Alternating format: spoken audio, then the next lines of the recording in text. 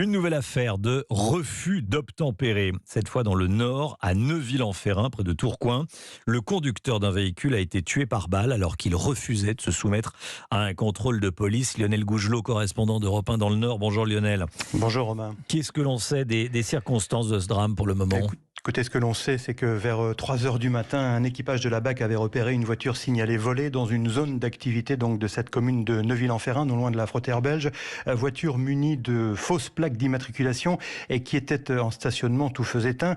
Et quand les policiers se sont approchés pour procéder au contrôle, eh bien le conducteur de la voiture a démarré. L'un des fonctionnaires a alors ouvert la portière pour tenter de maîtriser et d'extraire le chauffeur. Et c'est alors que le policier, percuté par le véhicule, aurait ouvert le feu à une reprise, touchant le suspect au thorax. Malgré les premiers gestes de secours des policiers et l'intervention des pompiers, le jeune homme âgé de 23 ans est décédé sur place.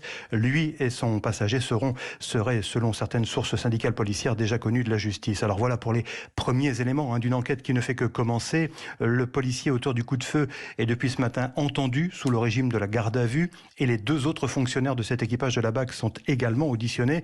Objectif évidemment déterminé si le policier a fait usage de son arme, s'il l'a fait en état de légitime défense.